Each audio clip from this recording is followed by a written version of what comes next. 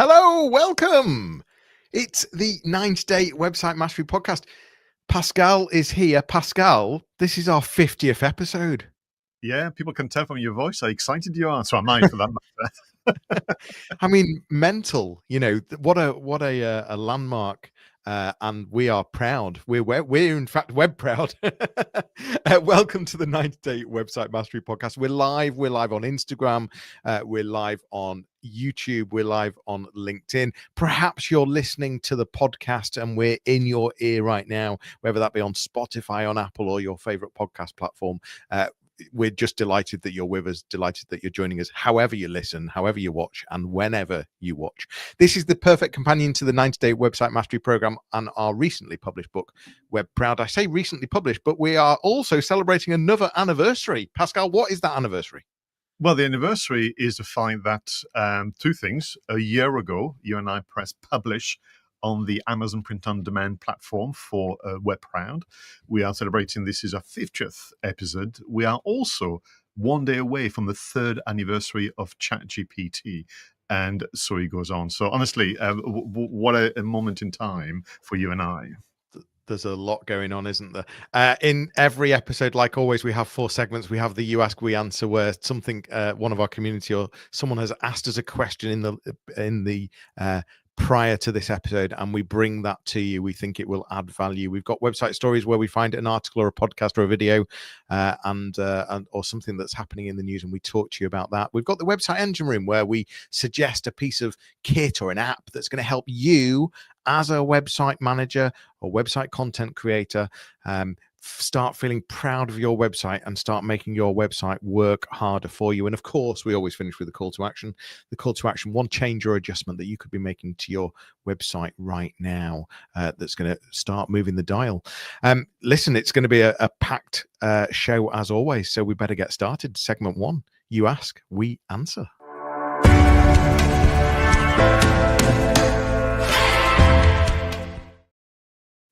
Well, thanks again for this fabulous introduction and reminder about the key segments. So listen, I'm going to paraphrase a scenario. So we don't have a question as such, but I'm going to paraphrase something that's happened to one of my clients. And I think the timing is interesting because you're now going to see this happening more and more. So here it goes. I've just found out that my website designer has used an AI platform to create my website.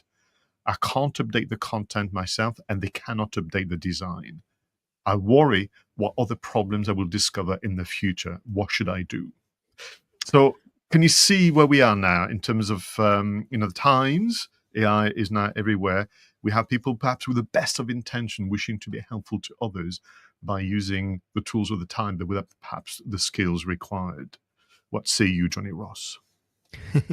Yeah, I mean, well, this takes me back to the very early days on commissioning websites and not really knowing what you were buying and how adaptable they would be, and even who owns the website as well. We talk about AI platforms. We talk about AI website builders.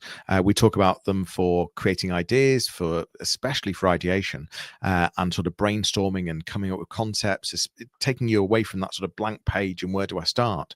And actually, if you're looking to spin up a website really quickly, then they work really well. But I guess it all comes back to the fundamentals of what you're buying and having that brief that covers all the bases. And you could argue that, and rightly so, as a business owner, your expertise is not in building websites, not in managing a marketing company or a marketing freelancer. And so you would expect that they would be bringing this information to you and being open about, here's the options, here's the choices. But unfortunately, like we know with any business transaction, you have to do a bit of due diligence. And for us, that's all around the brief and being very clear about what it is you're wanting. So it comes down to things like, what's it being built in?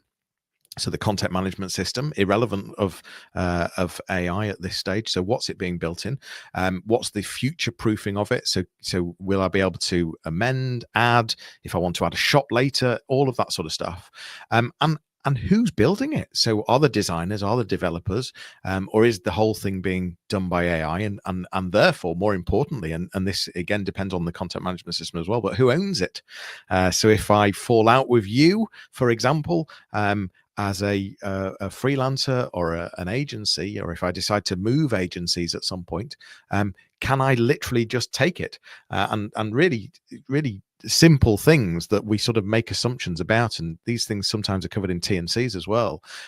So yeah, it's a horrible situation when you realize that halfway through a project, the whole thing's been done by AI, and there's so many limitations, and so it introduces something that's great in terms of the ideation, but if there's no transparency and there's too many assumptions being made, it can land a business in a not great place. So yeah, back to the brief, I think, Pascal. Absolutely. And listen, I really can sense, the disappointment for our viewers and listeners thinking, I thought things would get easier over time. I mean, they could rightly challenge you and I to say, well, the internet was born more than 32 years ago now. The practice, web design, should be like a bottle of wine, should mature and improve with age. But here I am being challenged over and over again. And I think for me, it's also an observation. I wrote about it actually on LinkedIn yesterday about pace and speed. And I think, whilst there is a strong appeal with AI to get things done quickly, but actually, the advantage of AI is that therefore you have reclaimed time to spend on deliberations, reflection, due diligence, and all those things. So for me, this idea of don't let yourself get caught out, about the momentum and pace of AI. Actually, go as slow as you need to go, and take time to ask those questions. And it feels to me almost like I'm going to have to dust off all my previous checklists. Remember when you and I, many years ago, we used to do the get more inquiries from your website masterclass and mastermind day, which actually was at the origin of the WebProud, the book. We used to have a little checklist, and we used to give people like blank forms about questions to ask their developers. And one of them was about relationship, if you remember clearly. One of them was about ownership and so on.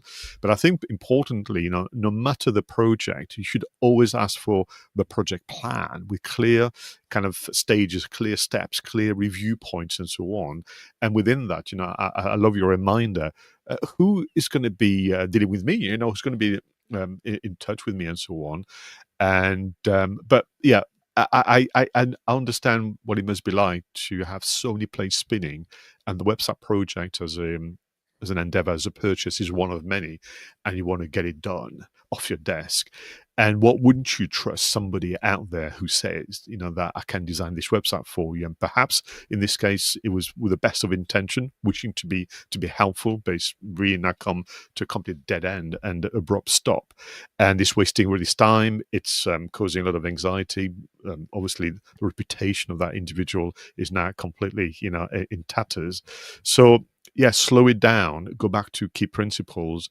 And if you're unsure about the questions, I mean, obviously, John and I are giving you a few, but wouldn't you say, Johnny, that you should set up a conversation with your favorite large language models and ask it to act as your website project advisor and list the questions you should be asking? Oh, for sure. I think that's a great idea. Yeah. I'm a small business looking to buy a website. What are the things that I should be thinking about? What are the things to look out for, the red flags, and how do I come up with a good starting point? That would be a medium prompt, and I'm sure you could expertise that and get something even better. But yeah, I love that idea. Yeah, and so bit of due diligence, better briefs, more transparency, and cheaper doesn't always mean it solves the problem by any Cheaper means. Well, we know that. or faster. Yeah, yeah, Faster. absolutely. Yeah. Thank you, Johnny. Let's move to our second segment, website stories.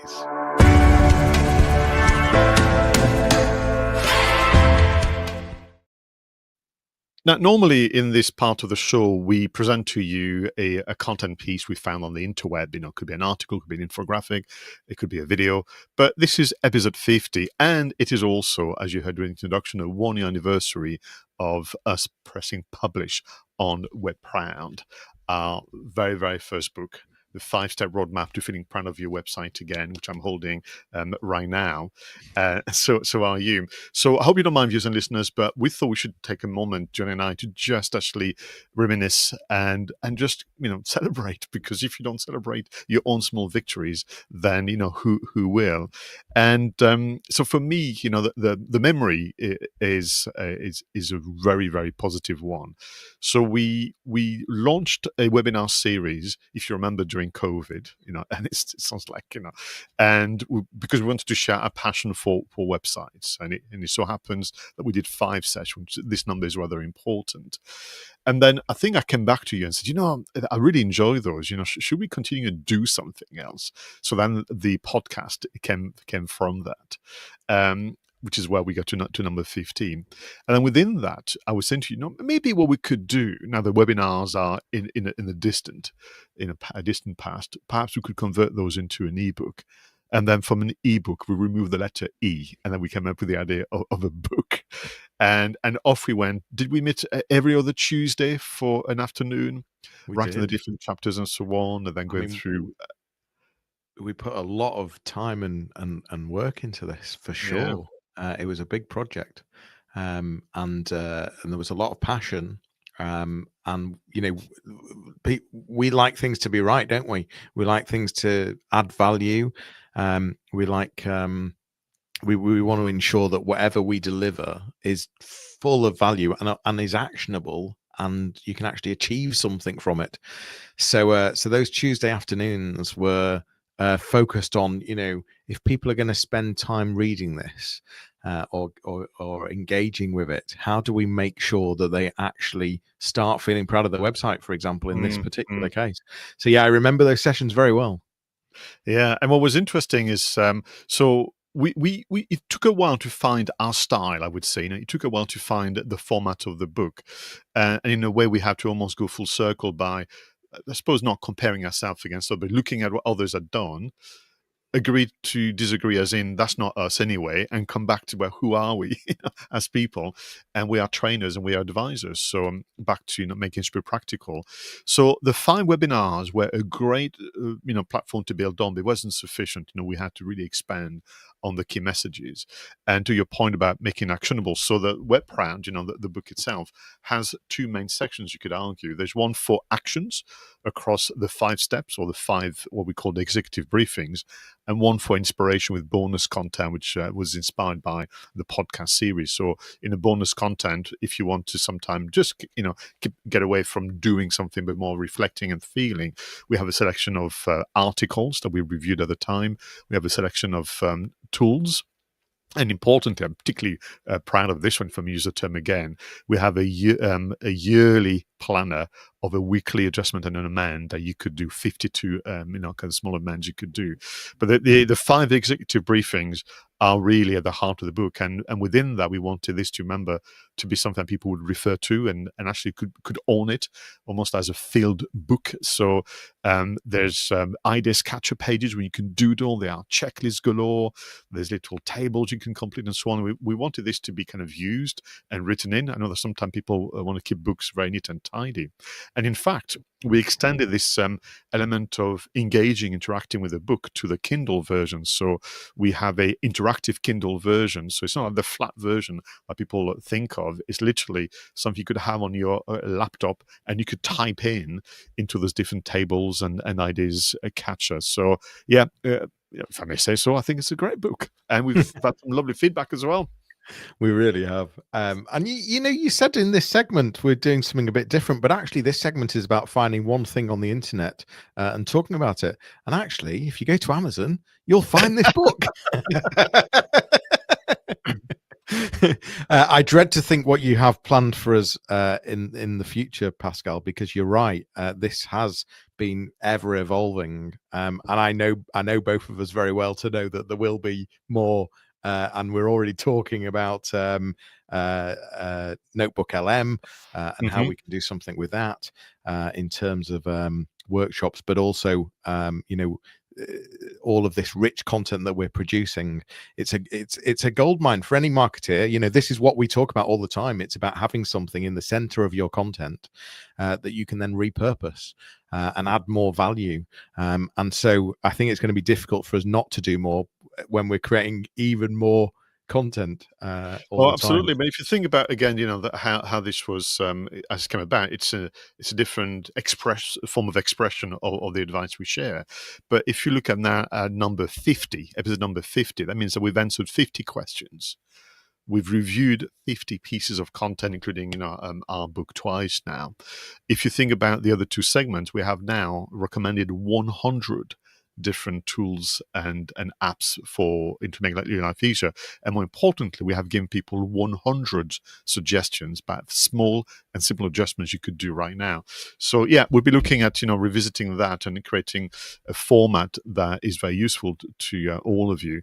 But thank you for allowing us to get going. It's your fault, really. You should have told us to stop sooner. But I think for me, did you ever think that maybe there would be a natural conclusion to this podcast in particular? Because by now we'll have covered everything. So I think it was my view that we would get to a point where we go, do you know what? Thanks again, everyone. Job done. But the subject matter, much to my surprise, and you should be surprised, frankly, is so rich. Yeah. I mean, when it comes to thinking of, you've said that we've covered 100 tools, 100 website call to actions, but we both prepare for this podcast all the time, and I'm amazed at how much more I've got to talk about. There's so many different areas that we've not covered. There's when we've new apps as well, and especially AI. There's new pieces of kit and apps coming out all the time. Some of them are pointless and worthless, but some of them are really moving the dial and making a difference. So yeah, there's no natural conclusion coming soon, I don't think. So for some, it would be obviously a good news. For others, not so good news. We're going to continue. But I want to spend a moment to thank everyone that joined the launch last year. Which it made it possible for us to become a number one, bestseller on Kindle within 48 hours. So thank you, and for everyone that's bought the book ever since, who joined sessions and we gifted a book and so on.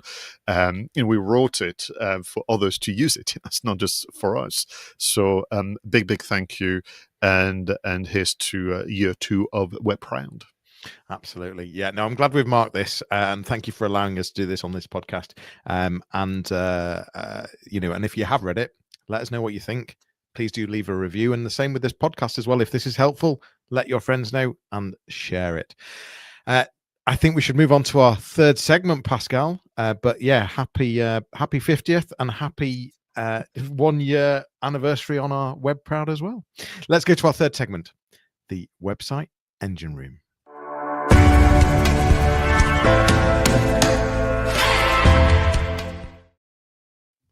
Now, as you had a moment ago, Jonny and I spend a lot of our time going out there on the interweb looking for hidden treasures and gems that can make your life easier as a website manager and content creator. So, Jonny, what is your recommendation for episode 50?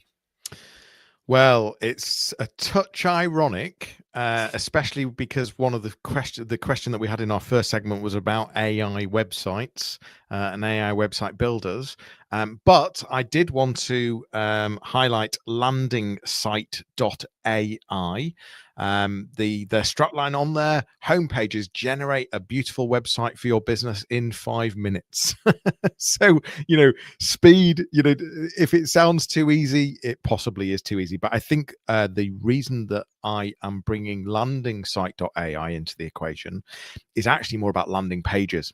So if we are looking at our marketing and different funnels, what we're wanting to do is have different messages and different feelings, and what we call potentially squeeze pages, where we're trying to get people to do certain things based on where they've come from. So perhaps a Facebook campaign, perhaps a Google Ads campaign, an Instagram campaign, something very specific, taking them to a very specific page that matches the exact journey that they've been on in terms of the advert and the messaging that they've just seen. Perhaps it's even from an email flow.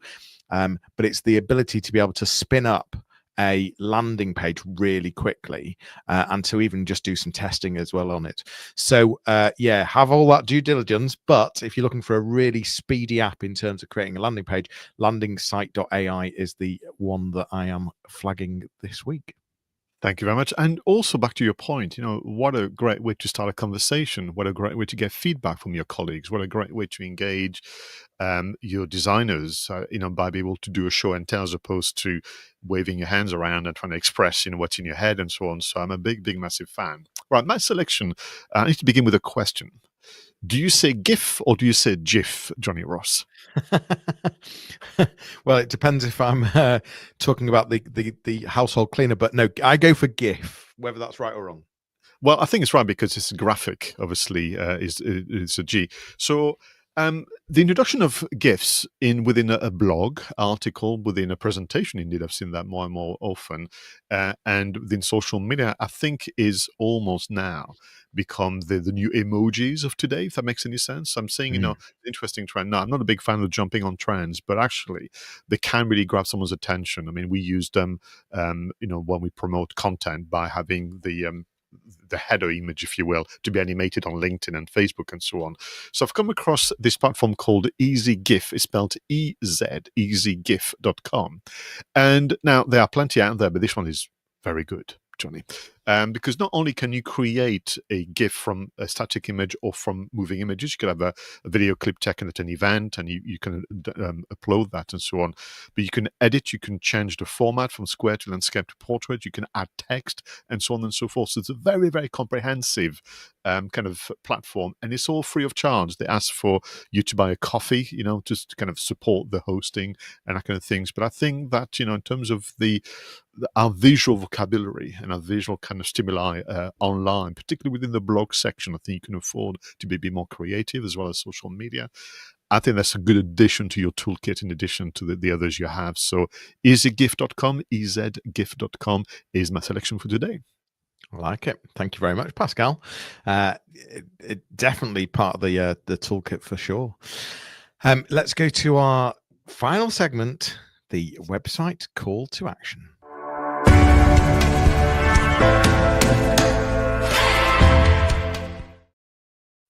So this is about the one adjustment, the one change you should be making right now to make your website work harder and for you to feel proud of your website. And you're going to hear in a moment from Johnny for option 99, and I have the pleasure to share option 100. It's so true. Yeah, so the website call to action 99 of our 50 episode podcast. For me, for this podcast, it's if you're a local or a service-based business, adding your opening hours onto your contact page or onto the website, making it really clear. Now, this might sound like, really, we're still talking about this in nearly 2026, and the answer is yes, because even more so because of the era of AI coming on board, we absolutely need to be explicit about everything. So not only does it help users, not only does it add some trust as well, having those opening hours really demonstrates that actually the business does open and close. And so there is something going on here, but also from an AI point of view, being able to for a machine to be able to read it and explicitly see, and matching that to your Google business profile as well. That joins the dots. It reinforces it for Google. It reinforces it for other machine learning as well. So yeah, adding opening hours adds a layer of trust, becomes more helpful, makes it make them easy to find, make them really clear, and ensure that those opening times match whatever you have in your Google business profile as well. That's my website. And the idea, sorry, just to finish, is the idea is that this is one small change or adjustment that you could do really easily that makes things happen in terms of better conversion, in terms of more inquiries. So that is my website call to action for this podcast.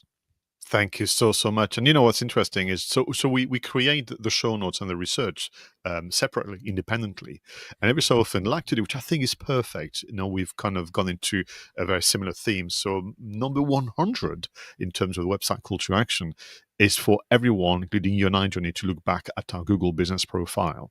In the age of AI summaries, which is an evolution of SEO, I can see now what is happening with regard to where AI summaries go to seek out information. And they are looking primarily in, obviously, website content, particularly blogs sections and about us sections, FAQ sections, so on. But they're also looking at well-established platforms such as Google Maps and others. So can we please look at our Google business profile? And I think it's important that we acquaint ourselves with all the different features and, importantly, content opportunities, because there will be content there or content fields that have been left blank or unanswered or unused that is not allowing you to be part of the AI summaries. So my position would be, have a look again. The big things have changed, have moved on, things have disappeared, have been added, and so on. Back to actually this point of correlation, make sure that whatever is on Google's business profile matches what's on the website, because Google uses that as evidence that you are a legitimate business. So once you've kind of done that, then what I would do is then use AI, your favorite LLM, to actually help you put together a quarterly action plan to make sure that you are updating your Google business profile weekly. And in fact, it may well be, which has been the case during my workshop, Jonny, that by actually being a bit more curious about Google business profile, you essentially are invited to come up with new ideas for your own website. So it actually works well as well. To say, do you know what?